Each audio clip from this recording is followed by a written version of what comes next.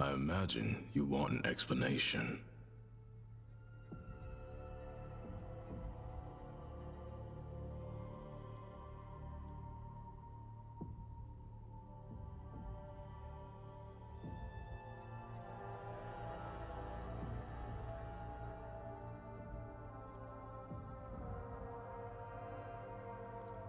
The data slate contains my observation log on you and the members of your retinue. I use it to record habits, personality traits, and noteworthy facts. With regard to you in particular, more than that, I think you've already come across notes of a different nature. Thoughts about how one might make overtures toward a rogue trader.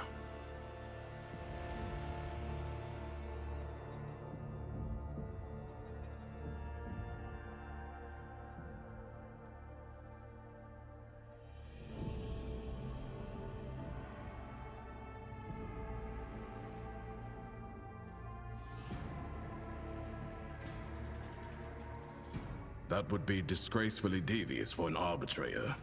I'm afraid you are overestimating my ingenuity.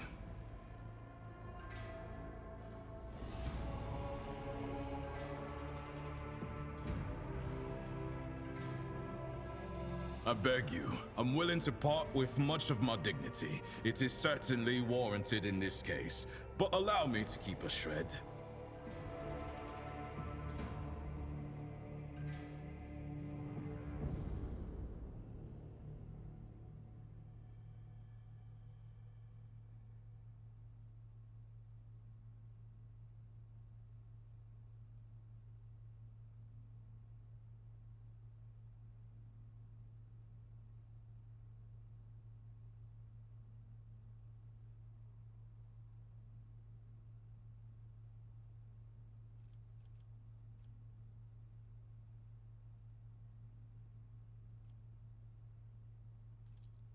I made a fool of myself that night.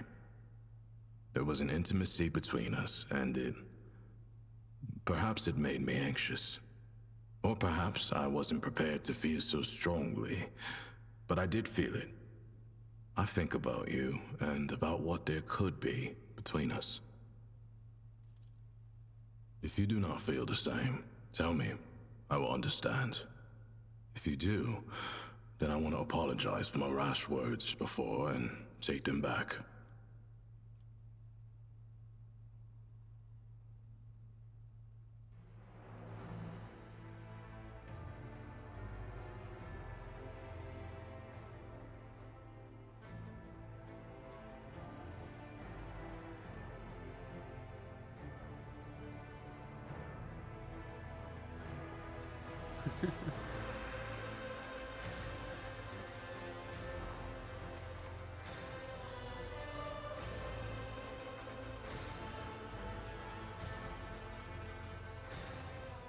There is no simple answer. If I say you were special, it sounds hackneyed, doesn't it? But it's the truth. I've never met anyone like you before.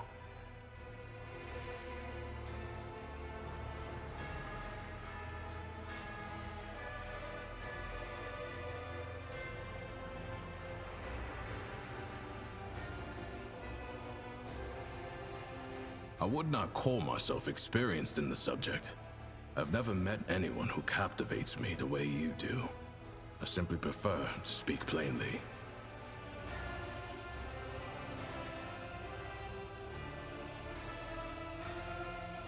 Much more, and something much more significant to me.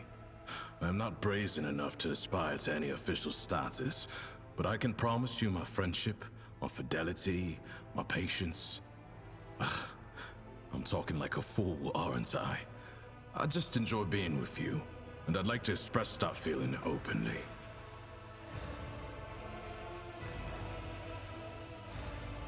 I can show you.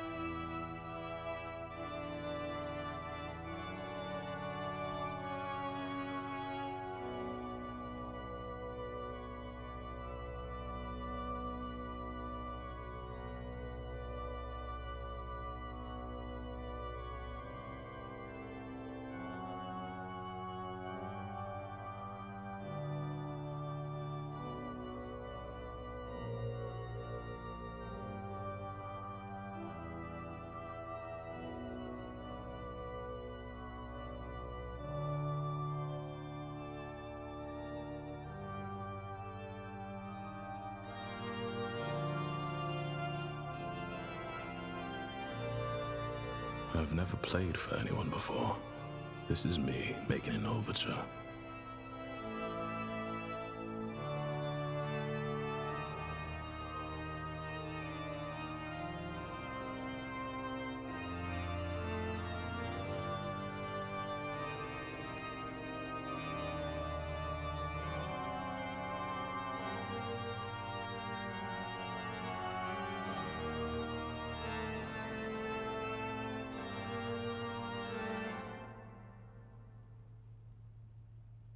I'm glad you gave me another chance.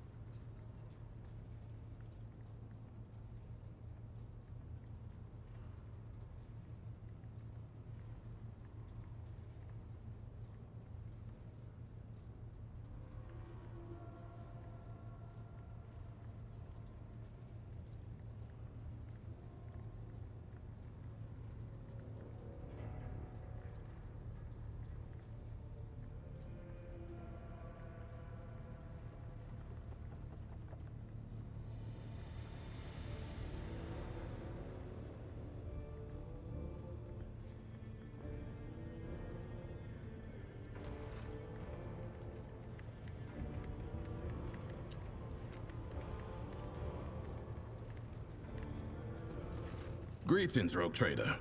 I would like to report that Glato and I have finished our initial inspection of the upper decks. The list of infractions ended up being 5 pages shorter than expected. I'm beginning to worry that a servant of the Lex might have little to occupy himself with aboard your ship. You hear that, Glato? The Rogue Trader himself is asking about you.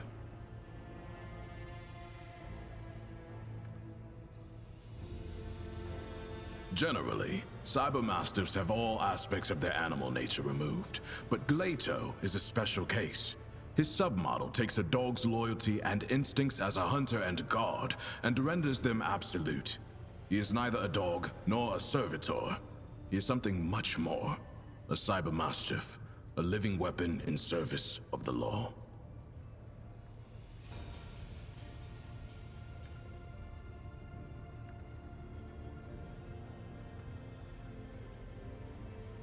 His serial number is GL80. Glato is easier to say in Gothic. Many give their cybermastiffs striking names like Slayer or Thunder. I'm fine with Glato. He mostly provides combat support. He is trained in both lethal and non-lethal ways of disabling a target, with the ability to analyze a situation and then decide on a course of action. Glato is a good tracker too, and he can spot basic evidence. He also knows over 100 commands. In general, he is more resourceful and diligent than most people I've met. They range from kill and guard and the like, to more complex guard and patrol protocols. A protocol is a combination of behavioral patterns, which the Cybermastiff follows according to the present situation. In other words, I don't have to control Glato all the time. He can adjust and react to the circumstances on his own. Glato, ready! The frame is mostly metal, with armored plates covering the vital segments. The jaw is reinforced. Crunching a leg off is like tearing a hair out for him.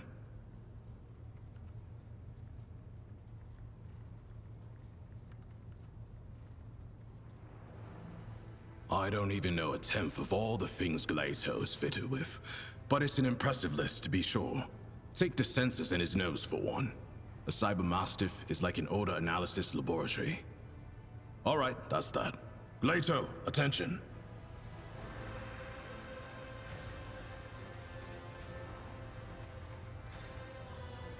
That is a useless command, Rogue Trader. A cybermastiff must always be in an advantageous position to attack the enemy. Glato can crawl or move stealthily if the situation calls for it, but regardless, he will not respond to someone else's order. As you wish.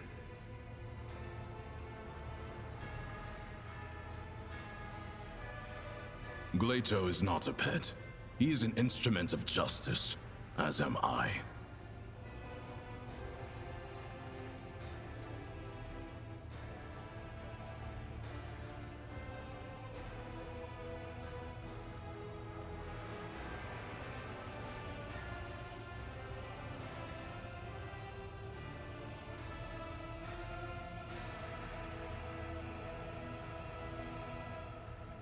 I haven't had to so far. I do not spend time contemplating such things. It is a fruitless pastime at best. Impossible. You found me out? Yes, I am 1/100% less indifferent than I let on.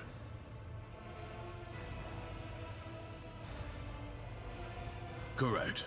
Both his training and his augmetics ensure that Glato only accepts orders from me or from my superior officers.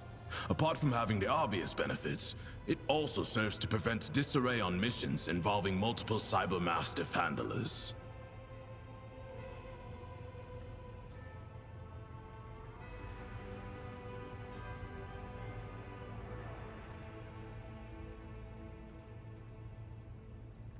I've never been a part of a rogue trader's escort before. That said, I adapt to change more quickly than you might think. And as long as Glato is with me, I can handle any transition.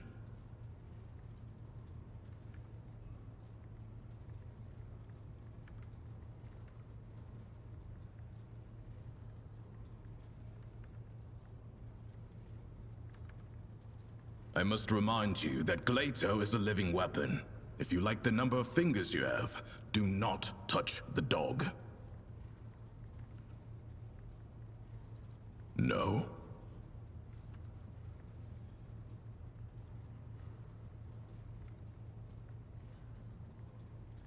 If I had a throne for every time I turned down a plea, I would have enough to buy your flagship. For your own preservation, drop this idea of yours.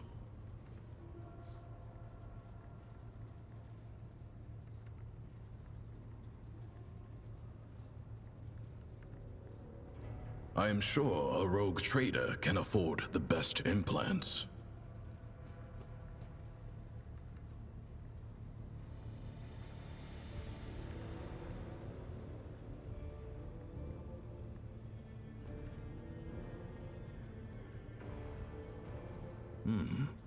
Have you decided to make an exception for the Emperor's anointed, Glato? Fine. Congratulations on your achievement, rogue trader. Glato has never allowed anyone to do that before.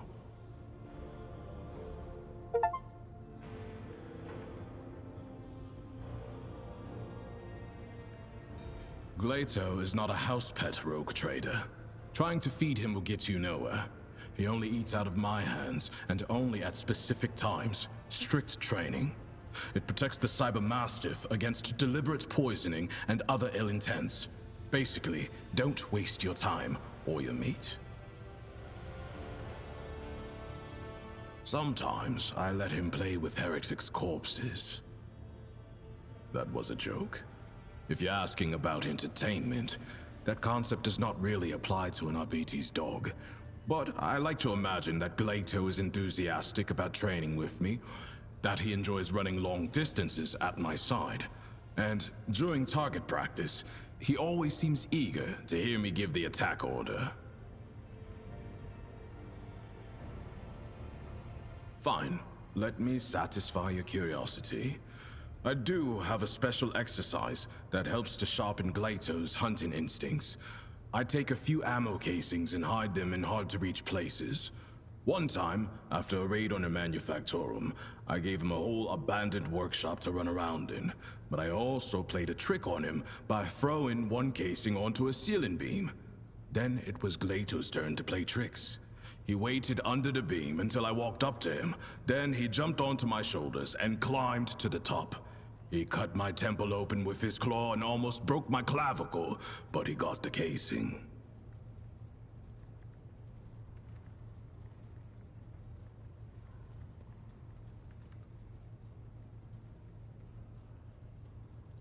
The equipment needs to be sturdy. Glato is unstoppable when he's not holding back. Thank you.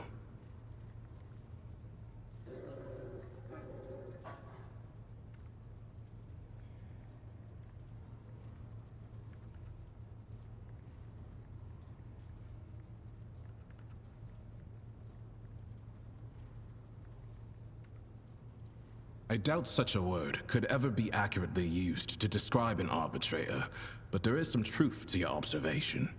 Since we're not in combat, I permit myself to stand at ease, which is to say, I'm standing by on full alert.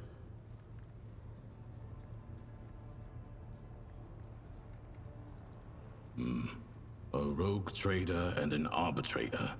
You have an interesting notion of normality. Well, I'll try not to disappoint you with my conversation skills. We are servants of the God Emperor's law, made manifest in the Lex Imperialis. The Adeptus Arbites uphold order on the scale of the Imperium and bring merciless punishment to offenders. The most significant ones. Beyond the Expanse, the Arbites not only enforce tithe collection, but also ensure that every planet obeys his law and that the Imperium's authority remains unchallenged.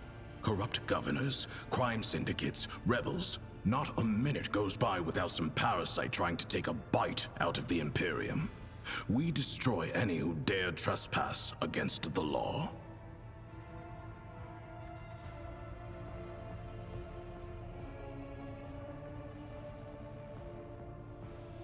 unless said man's innocence has been previously established, such as during an investigation.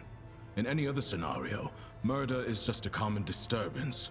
My intervention is only required in the case of an attack on an administratum functionary or some other important figure. Then, I must take measures.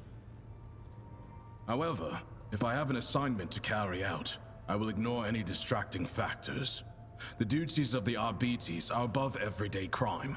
We collect the tithe that feeds the military might of the Imperium and sustains its authority over many worlds. To be bogged down in trivialities is to commit a criminal waste of time and resources that have been granted to us to serve the absolute of the law. Those are indeed the greatest threat to the Imperium, and I never leave a heretic I meet without a bullet lodged inside him. But such matters are primarily handled by other forces, which are influential enough so as not to be mentioned out loud without a reason. I am at your disposal.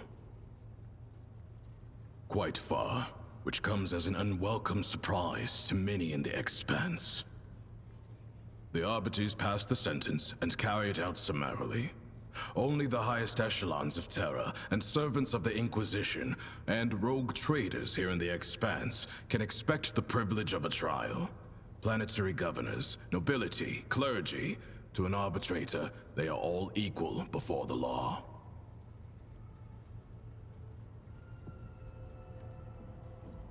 Testing me, are you? That is fine by me. The Lex Imperialis is both the code of law and the word of the God Emperor himself. For millennia, his decrees have been amassed and preserved on Holy Terra, in the Hall of Judgment, alongside the High Lord's orders. It is at once a titanic collection of edicts and a holy text.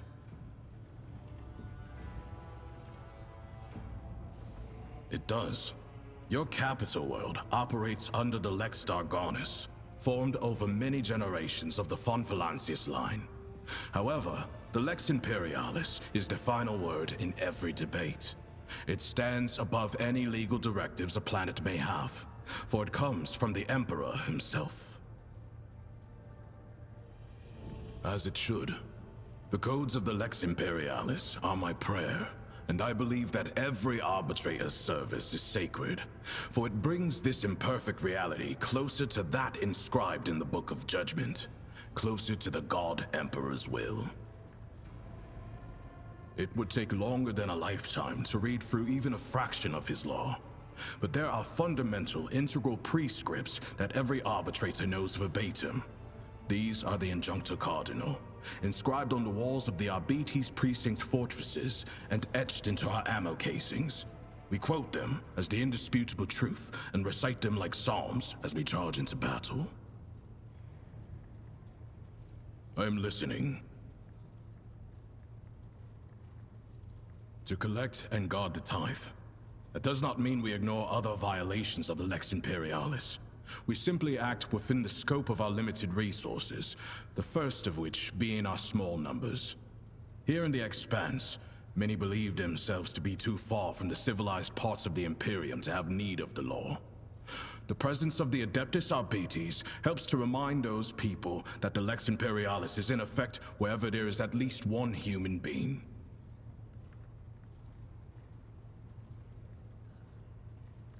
You prefer to have a better understanding of the people you travel with. That makes sense. Port Wander in Calixis. The gateway to the Expanse, a monumental station, always covered in ships and bursting at the seams from all the dealers, pilgrims, mercenaries, and criminals. Compared to Port Wander, Footfall is just a lifeless rock in the void.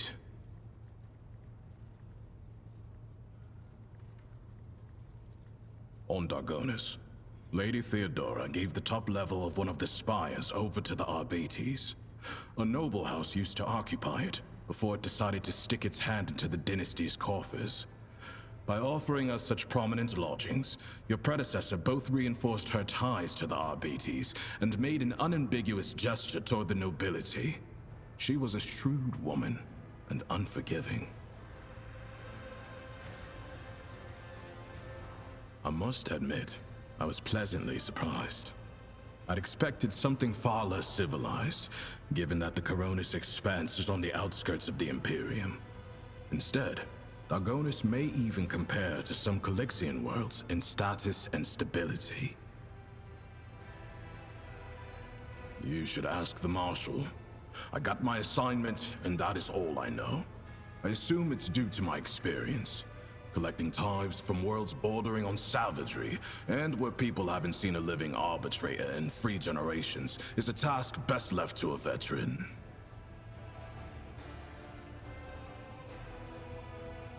This isn't banishment. Otherwise, the same would apply to the Marshal and all other arbitrators in the Coronis Expanse. We are here because the Imperium needs its tithe, and that's all there is to it.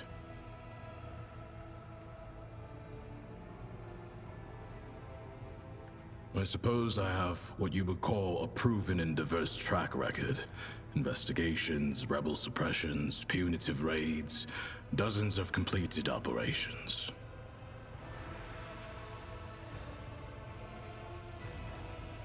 How? The short answer is the Schola Progenium. But I doubt you'd be satisfied with that. My father was an arbitrator, a good one, or else they wouldn't have found him in an alley filled with bullet holes.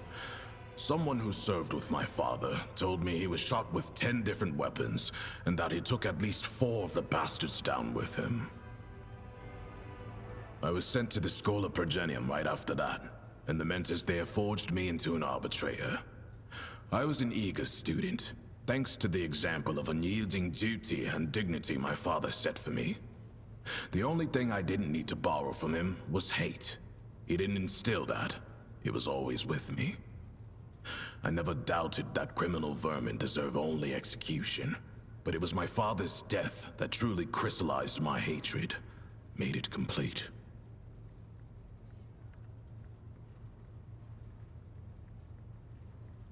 No, I didn't want to. There was a time when I wasn't sure what to think of my father's death. Or rather, I tried not to think at all. I didn't look into the case, or for any other reason, to go back to Port Wander. Arbitrators are never assigned to their homeworlds anyway. But when I was leaving Calixis, our ship spent several days docked at the station, and so I permitted myself to go to the spot where my father was killed. I stood there for a while, and nothing. I knew that another arbitrator would have already seen the investigation through. I had nothing left to do there.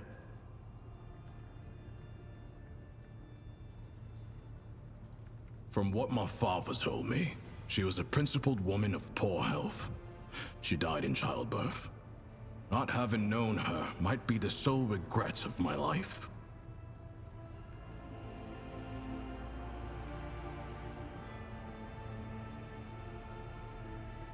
It's possible. He didn't speak much. Sometimes we went days without saying a word to each other. The only time he was talkative was when he was going through his cases at night. He would inform me in terse and simple words who had sold out and why, what depravities the heretics from the lower hive levels had committed, what base motives the workers had had for hanging their foremen. All I did was listen, watch, and think. That was enough.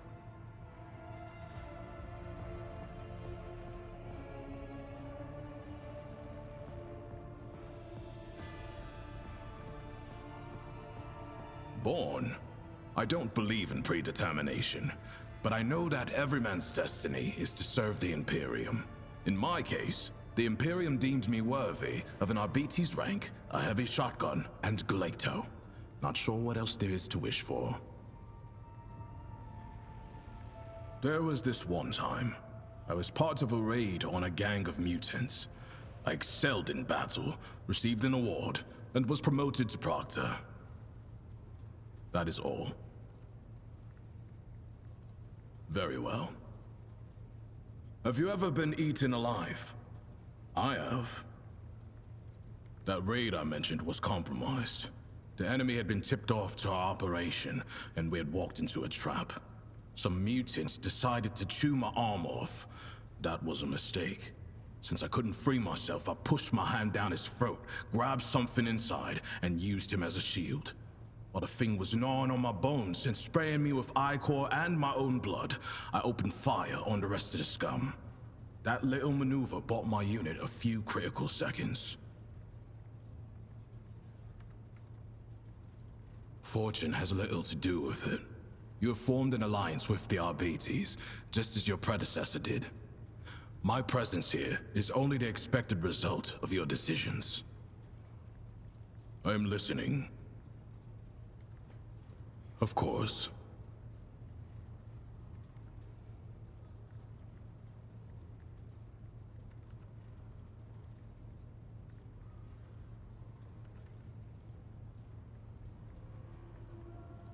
I am a little out of my depth here.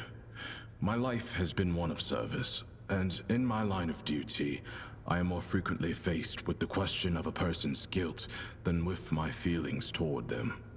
This is the first time I have felt drawn to anyone like this, so I hope you can forgive my inexperience.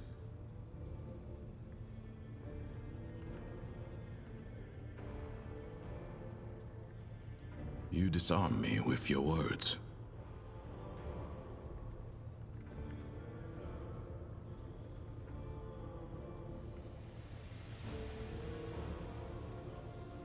You know where to find me, rogue trader.